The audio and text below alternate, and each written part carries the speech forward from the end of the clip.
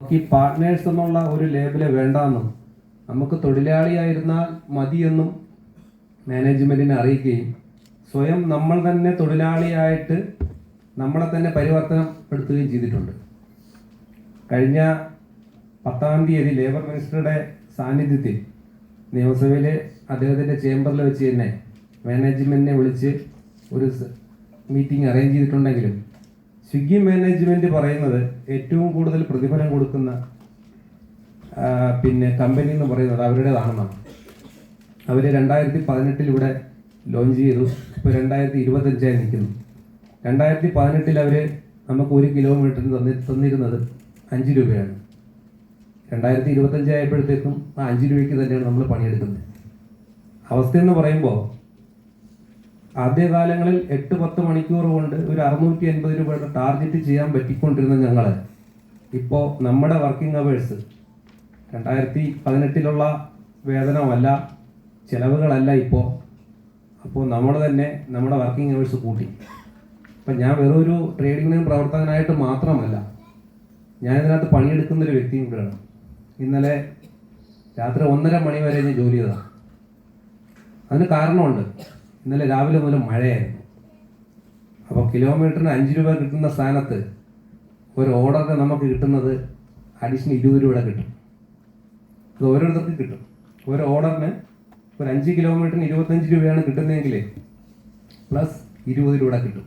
അപ്പോൾ ആ 20 രൂപയും കൂടെ കിട്ടുമെന്ന പ്രതീക്ഷയിലാണ് പലരും പണിയെടുത്തുകൊണ്ടിരുന്നത്. ഈ ഒരു തൊഴിലെടുക്കുന്ന സമയം എന്ന് പറയുമ്പോൾ പലർക്കും കണ്ടിട്ടുണ്ടാവും, വെയിലെന്നോ മഴയെന്നോ ഏതൊരു ക്ലൈമറ്റിലും നമുക്ക് പണിയെടുക്കാം. ഈ 20 രൂപ കിട്ടുന്നത് മഴയത്ത് മാത്രമേ ഉള്ളൂ.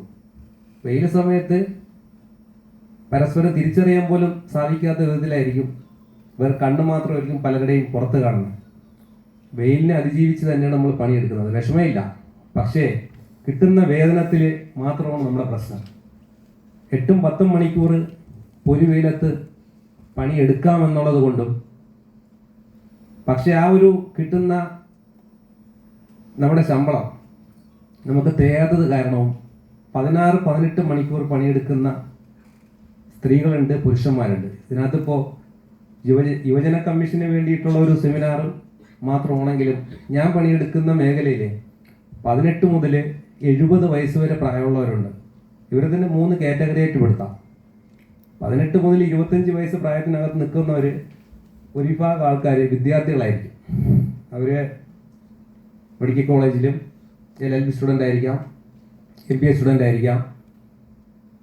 ഇവരവരുടെ താൽക്കാലികമായിട്ടുള്ള ചിലവിന്, അവരുടെ വാഹനത്തിൻ്റെ പെട്രോൾ അടിക്കാനും അവരുടെ വട്ടച്ചിലവിനായിട്ട് മാത്രമാണ് അവർ പണിയെടുക്കുന്നത്. പിന്നെ ഒരു കാറ്റഗറി എന്ന് പറയുമ്പോൾ 25 മുതൽ 40-60 വയസ്സ് വരെ പ്രായമുള്ളവരാണ്.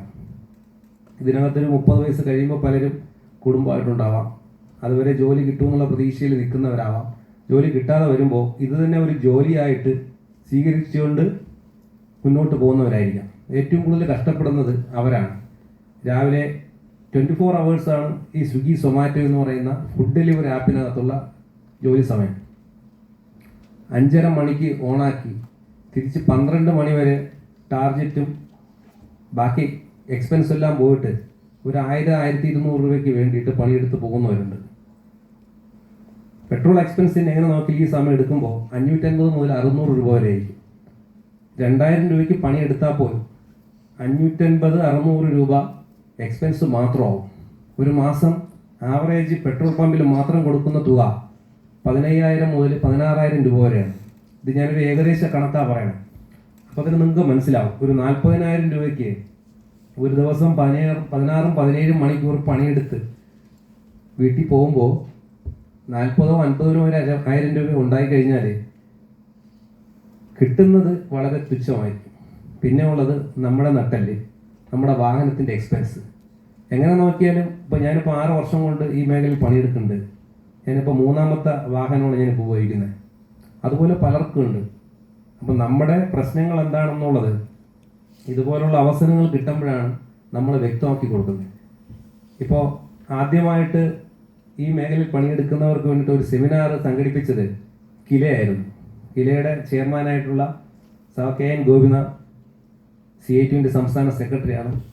അദ്ദേഹത്തിൻ്റെ ഒരു താല്പര്യപ്രകാരമാണ് നമ്മൾ ആദ്യമായിട്ട് ആ സെമിനാറിൽ പങ്കെടുത്തത്. അന്ന് മുതലാണ് നമ്മൾ അനുഭവിക്കുന്ന ബുദ്ധിമുട്ടുകൾ എന്താണെന്നുള്ളത് മനസ്സിലാക്കിയിട്ടുള്ളത്. പിന്നെ ഇതിനകത്ത് വരുന്ന വേറൊരു പ്രശ്നം ആക്സിഡൻറ്റുകളാണ്. ഏകദേശം 16-17 മണിക്കൂർ റോഡിൽ ചിലവാക്കുമ്പോൾ കഴിഞ്ഞ വർഷം 2024 ഏകദേശം 6ഓളം പേര് മരണപ്പെടുകയും 104 പേര് ആക്സിഡൻറ്റ് പറ്റുകയും ചെയ്തു. ഇത് വെൽഫെയറിൻ്റെ ചെറിയൊരു ചാർജും കൂടെ എനിക്കുള്ളത് കൊണ്ടാണ് ഇത്രയും പേര് എനിക്ക് കണക്ട് ചെയ്ത് മനസ്സിലാക്കാൻ വേണ്ടി പറ്റിയത്. പിന്നെ ഇതിനകത്ത് വേറെ ഒരു കാര്യം എന്ന് പറയുമ്പോൾ ഈ മരണപ്പെട്ട് കഴിഞ്ഞാൽ മാനേജ്മെൻറ്റ് ഒരിക്കലും തിരക്കി വരാറില്ല. നിങ്ങൾ മരണപ്പെട്ടു, നിങ്ങൾക്ക് ഇൻഷുറൻസ് നമ്മൾ തരാമെന്ന് പറഞ്ഞിട്ട്. മരണപ്പെട്ട ആൾക്കറിയില്ല എത്ര രൂപയുടെ ഇൻഷുറൻസ് ക്ലെയിം അവർക്ക് കിട്ടുമെന്നുള്ള കാര്യം. ഇതിനകത്ത് പണിയെടുക്കുന്ന പലർക്കും അറിയില്ല. ഇതിനകത്ത് 10 ലക്ഷം രൂപ ഡെത്തിനും 2 ലക്ഷം രൂപ ആക്സിഡൻറ്റ് ക്ലെയിമുമായിട്ട് കൊടുക്കുന്നുണ്ട്. ഒരു 3 വർഷക്കാലമായിട്ടാണ് ഈ എമൗണ്ട് ഉണ്ടെന്നുള്ളത് നമ്മൾ മനസ്സിലാക്കിക്കൊണ്ട് മാനേജ്മെൻറ്റിനെ പുഷ് ചെയ്തുകൊണ്ടും മാക്സിമം അവരുമായിട്ട് സമ്മർദ്ദപ്പെടുത്തിക്കൊണ്ട് തന്നെയാണ് ഈ എമൗണ്ടുകളെല്ലാം വാങ്ങിച്ചെടുക്കുന്നത്. 2024 ഫെബ്രുവരി 23 ഒരു അശ്വിൻ എന്ന് പറഞ്ഞ ചെറുപ്പക്കാരൻ ഈ കഴക്കൂട്ടത്തെ ആക്സിഡൻറ്റിൽ മരിച്ചു. അവരിപ്പോൾ മാനേജ്മെൻറ്റ് ഇപ്പോൾ പറയുന്നതെന്ന് പറയുമ്പോഴത്തേക്കും അദ്ദേഹം അതിനകത്ത് ജോലി ചെയ്തിട്ടില്ല എന്നുള്ളതാണ്. അപ്പോൾ അതിൽ വിശ്വസ്യത എനിക്കത്ര ബോധ്യമല്ലാത്തത് കൊണ്ട് തന്നെ ബാങ്ക് സ്റ്റേറ്റ്മെൻറ്റ് എടുത്തപ്പോൾ ഈ ചെറുപ്പക്കാരൻ ഫെബ്രുവരി 20 അക്കൗണ്ടിൽ ചെറിയൊരു തുക കിട്ടിയിട്ടുണ്ട്. അപ്പോൾ ആരും ചോദിക്കാനോ പറയാനോ അന്വേഷിച്ച് ചെല്ലാനോ ഇല്ല എന്നുണ്ടെങ്കിൽ ആ ഒരു തൊഴിലാളി അതിനകത്ത് പണി എടുത്തിട്ടില്ല എന്നുള്ള രീതിയിൽ അതിനകത്ത് ക്ലോസ് ചെയ്യണം. കഴിഞ്ഞ 2 മീറ്റിങ്ങിനകത്തും